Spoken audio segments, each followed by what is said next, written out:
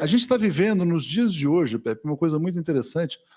A Eletrobras, que foi construída com sangue, suor e lágrimas dos brasileiros, as grandes usinas, Itaipu, etc. e tal, está sendo privatizado, o preço vai ser definido amanhã. Os oligarcas brasileiros vão tomar conta do setor elétrico, mas não é para que o Brasil tenha energia barata para gerar desenvolvimento. Sim. É para assaltar todos os brasileiros com tarifas caras para enriquecer os oligarcas. Então, esse exemplo de espoliação do capitalismo rentista é o que acontece exatamente no Brasil. Mas não poderia ter melhor exemplo do que esse, sem dúvida. A privatização da Eletrobras é um exemplo clássico. O que fizeram com a Petrobras é outro exemplo clássico. A Petrobras, na verdade, hoje ela serve a um pequeno grupo de rentistas na Bolsa de Nova York, também na Bolsa Brasileira, e assaltando todos os brasileiros. Então, esse capitalismo rentista está destruindo países como o Brasil. Só que quando você falou em almoço grátis, né? O Brasil, na verdade, ele está na ladeira, né? O Brasil, assim, quer dizer, na verdade, ele é o mais espoliado dos espoliados, porque é um país muito rico, né? Então, acho que isso é um ponto importante. Importantíssimo. E, Leonardo, a gente está sofrendo ainda a doutrina de choque da Rússia dos anos 90. É o que está acontecendo no Brasil. Aplicada ao Brasil ainda. Mais de 20 anos, quase 30 anos depois. Exatamente. Meu Deus, Bolsonaro é uma mistura de Yeltsin com Pinochet, alguma coisa mais ou menos assim. O que a mídia daí escreve sobre isso? Hein? Não, a mídia daqui trabalha para os oligarcas, né? Quer dizer, esse é o grande problema. O Estado de São Paulo, olha, a Folha e o Globo publicaram editoriais ontem. Não, Folha e o Globo... Mas dizendo o seguinte, publicaram editoriais dizendo o seguinte, olha, vocês têm que aceitar o fato de que ser pobre é bom. Vocês têm que ser assaltado é legal. É mais ou menos... Eles escrevem isso numa linguagem rebuscada. Na verdade, é o seguinte, eles fizeram editoriais condenando o programa de governo do Lula, porque o Lula irá rever privatizações. Não pode rever as privatizações porque são intocáveis, etc. e tal. Não pode mexer nos preços da Petrobras, porque isso vai...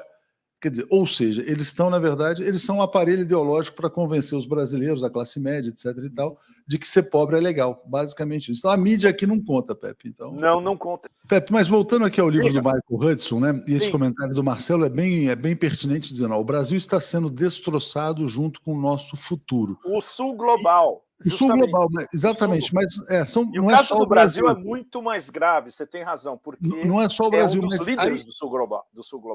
E o que isso vai deixar como civilização? Se é que vai restar civilização para voltar ao título do livro dele, O Destino da Civilização. Pois é, a decisão editorial de colocar Destino da Civilização no título é muito séria, porque volta à discussão que existia na Europa no fim do século XIX e começo do século XX, socialismo ou barbárie.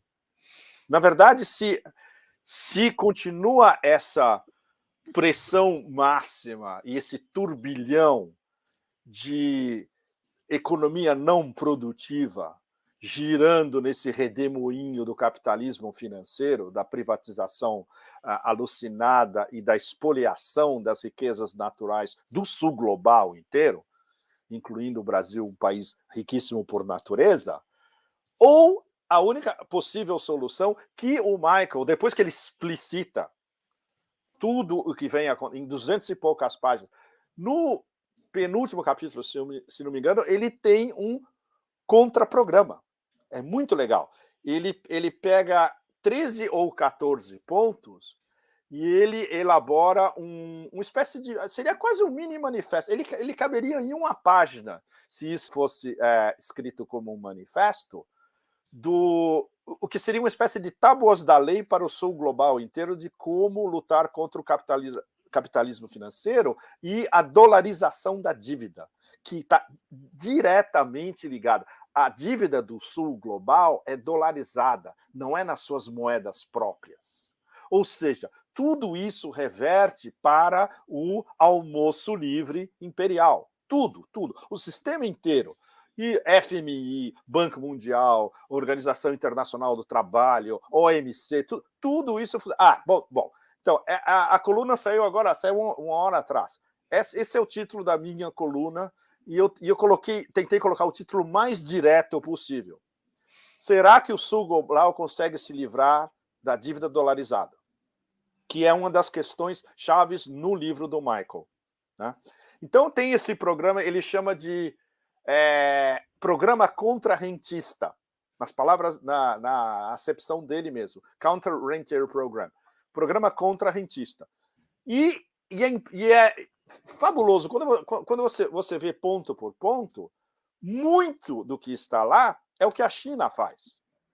Muito do que está lá é o que a União Econômica Euroasiática está tentando fazer. Eles não têm ainda membros suficientes, eles não têm uma massa crítica de membros ainda, como a União Europeia, que tem 27. Né? E é exatamente o oposto do que você vai ler como matéria de capa do Economist toda semana. Então, pelo menos isso está delimitado, equacionado, apresentado, tem um programa a seguir, está num livro que é certamente o livro mais importante desse ano e talvez desde o início dessa década, e vindo numa hora-chave onde o sistema inteiro está desabando e as próprias elites estão começando a perceber que está desabando, o que só faz aumentar o seu desespero. Que é aí que eu quero entrar nesse programinha por escrito em português que eu fiz para vocês, que é justamente o que o Alastair colocou mais ou menos no artigo dele, sem ter lido o Michael Hudson. Ou seja, os grandes pensadores pensam sempre em paralelo. Né? A análise do Alastair é basicamente sobre o colapso do sistema. O Michael faz uma análise do colapso do sistema e mostra uma possibilidade, que é esse programa contra-rentista.